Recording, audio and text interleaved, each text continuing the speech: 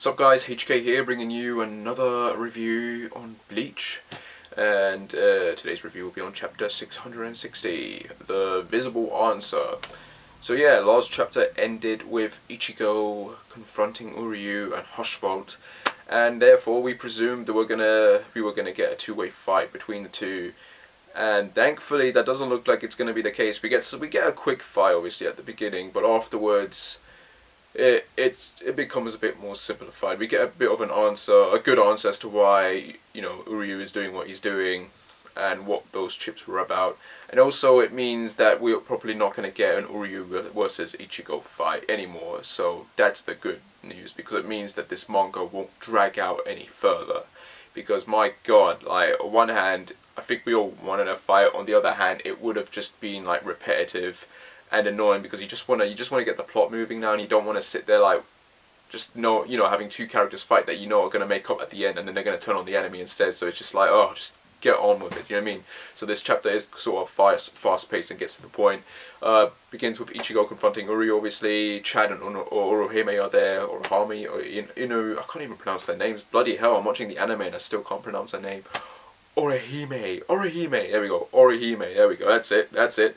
Anyway, yeah, their block are there, they all see each other, and then Hushvolt pretty much, you know, he says he already knows the future. He's got the eye thing, the weird eyes thing going on that Wywak has, Wywak, Yohanbak, whatever, who the hell cares? Goddamn pronunciations on the names. Anyway, yeah, he's got the weird things going on with his eyes, and he can basically see the future, so he already knows what's going to happen. But, you know, he's still sitting there saying, you know, Uryuu's got his chance now to prove that he's not a traitor, and he pretty much orders him to kill the three of them.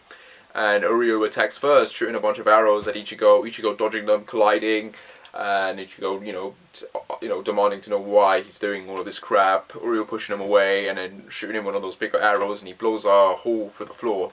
Ichigo falls down, Chad comes in, grabs the sword, tries to pull him up, he falls in, Orihime jumps in, uses her Senko Henshai to, save their lives from the fall. Uryuu comes down and joins them, and then, yeah, we pretty much get a quick explanation as to what's going on with Ichigo getting up and, asking why Uryuu is doing all of this, and Uryuu, asking him back going what the point is, and Ichigo say that he wants to understand him, and, once he's got an answer, he'll then choose to fight him or not. And even, Uryuu asking him, so, what if my answer doesn't satisfy you, what if I don't have an answer, and Ichigo pretty much saying the same thing, saying he's going to fight me either way, and knock some sense into him, and Uryuu just saying, no, that's, you're still going to fight me even if I don't give you an answer. Well, what kind of answer is that? Like, it's funny, man. Uryuu gets it, you know what I mean? Like, he gets it. He's just like straight up to the point. Like, seriously, dude, what the hell? Like, funny guy. But yeah, he then throws them a sun key or whatever, like a round little object thing, and he basically explains that that's a key for the sun gates that are located around various parts of Varavelt. And he gives them directions to go to the nearest one, which has been set up to take them back to the world of the living, which kind of confuses all of them. And pretty much, it pretty much shows that Uryuu is not going to kill them. He has no intention of killing them. He doesn't want to fight them. But he is, he's giving them an option not to run away. You'd think he's basically telling them to run away, but it's more along the lines of, because he does have a good reason as to why he's doing this. It's kind of stupid, but also makes sense. And he pretty much explains that he's, he's here to take out Varavelt, because that's the whole point. He's been throwing these chips around, those Uryuu chips from his grandfather. He's been throwing them around, and he's going to use those to like build up enough Reishi to destroy this place. And Ichigo's like, what? You're starting to sound crazy, dude. Like, what the hell is the meaning of this? We can fight him together. We can beat him together. And Uryuu's like, you're not going to be able to fight him. You're not going to be able to beat him. This guy can't be beat. This is the only way. And the big, you'd think it's a bit, his actions are a bit stupid. It's like, dude, you could have just teamed up with these guys, and but why are you doing this? And then he gives off very good reason as to why he's specifically using this method, or at least trying to use this method.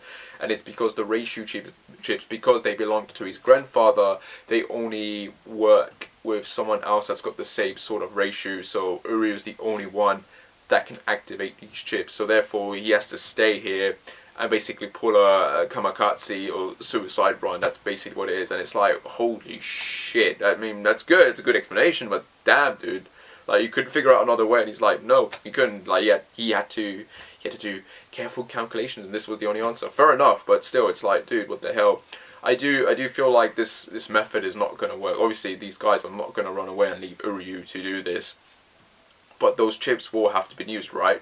So I'm wondering if it's a case of where he uses them but it doesn't work, or maybe his dad will come in towards the end and he'll commit, like, he'll give his life to save them and he'll blow up the whole thing. I don't know, maybe that will happen because, you know, since he's related to the granddad, you know, the granddad was his father, it might work with him. That might happen, that might not happen. But I'm just trying to figure out Fury said, because Uryuu's he's not gonna blow these chips. There's no way. As long as Ichigo and them lot are there, he's not gonna do that. Or he will, and they'll find a way to survive the blast, maybe.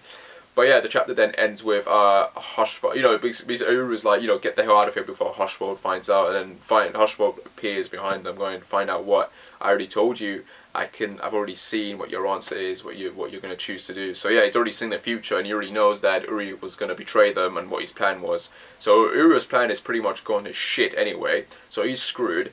And yeah, that pretty much means that we're not going to get Uryuu fighting Ichigo, because now it means that, you know, Ichigo, Uryuu, Chad, and Orihime are going to have to team up to take Hushwald on.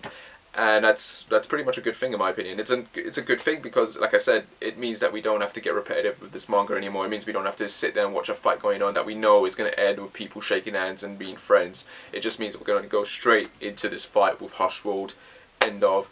And in a way, it's also kind of the first fight with Wyrwak, because this is kind of his first form if you think about it. And once they beat him, they'll be going straight at Wyrwak.